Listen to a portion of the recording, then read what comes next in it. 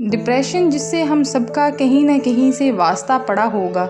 आप में से बहुत से ऐसे लोग हैं जो डिप्रेशन से गुजर रहे होंगे या गुजर चुके होंगे।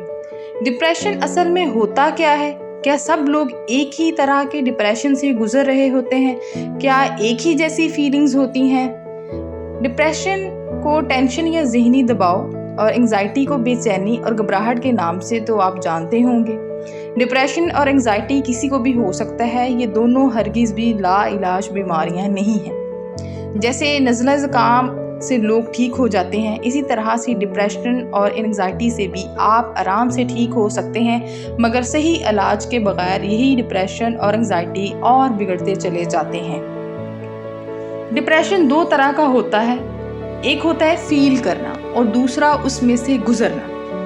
फील करना मामूली सी बात है, ये थोड़ी देर के लिए हो सकता है जो वक्त के साथ साथ और चीज़ों के बदलने से ख़त्म हो जाता है। लेकिन अगर आप डिप्रेशन को सफ़र कर रहे हैं एक लंबे अरसे के लिए, तो ये आपके लिए ख़तरनाक हो सकता है। पूरी दुनिया में 300 मिलियन से ज़्यादा लोग इसका शिकार हैं, जो कि हर उम्र का इंसान फेस कर रहा है। मर्दों के मुकाबले में औरतों में डिप्रेशन ज़्यादा पाया जाता है। ऐसा क्यों है, मैं आगे जाके वीडियो में बताती हूँ। हर साल बहुत से लोग डिप्रेशन की वजह से खुदकुशी करते हैं, जिसमें 15 से लेकर 30 साल की उम्र तक के लोग ज़्यादा शामिल हैं। पाकिस्तान में भी ये बीमारी तेज़ी से फैल रही है।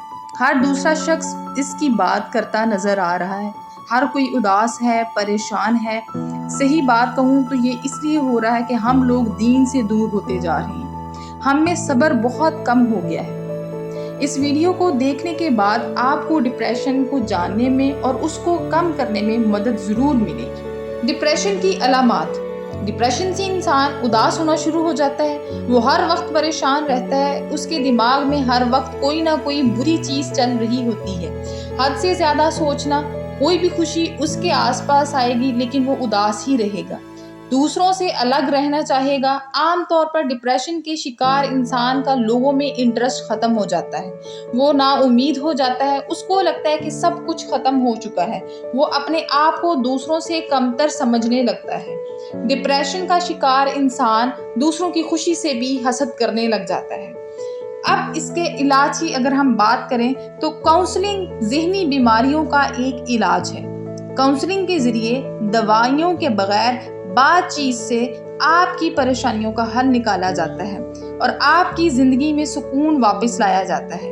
अगर आपसे कोई गलती हुई है, कोई काम गलत हो गया है या नाकाम हुए हो, तो उसको सोचने के बारे में बंद कर दो और उसका बेहतरीन हल ये है कि फ़ौरन से कोई दूसरा काम शुरू कर दो और अपना सारा फोकस उस काम पर रखो। और अगर फिर से नाकाम हो जाओ तो ये सोचो कि मैं इससे भी अच्छा काम करूँगा। मैं इससे नाकाम ही इसीलिए हुआ हूँ कि मैंने इससे कुछ अच्छा करना है। अल्लाह ने मुझसे कुछ अच्छा काम लेना है।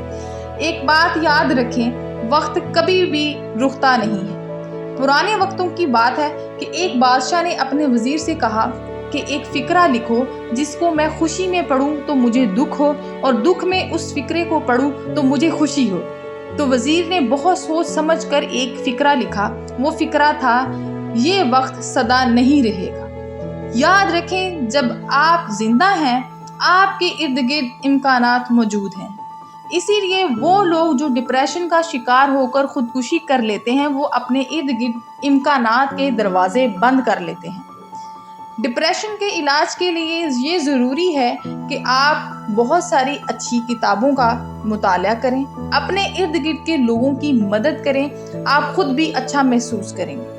कुरान पाक को तर्जमे के साथ पढ़ने की कोशिश करें, उससे आपके अंदर वाज़िया तब्दीली आएगी। अपनी अटेंशन को डाइवर्ट करने से भी डिप्रेशन और बेचैनी से निकला जा सकता है। औरतें डिप्रेशन का शिकार मर्दों से ज़्यादा क्यों होती हैं? इसकी वजह यह है कि वो ज़्यादातर घर पर होती हैं। औरतों पर घर की जिम्मेदारी ज़्यादा होती है। वो अपनी बातें ज़्यादातर किसी से शेयर भी नहीं कर सकती, जिसकी वजह से वो चिड़चिड़ेपन का शिकार हो जाती। अपनी अटेंशन को डाइवर्ट करने से डिप्रेशन और बेचैनी से निकला जा सकता है। ये दोनों हरगिज़ भी लाइलाज बीमारियां नहीं हैं।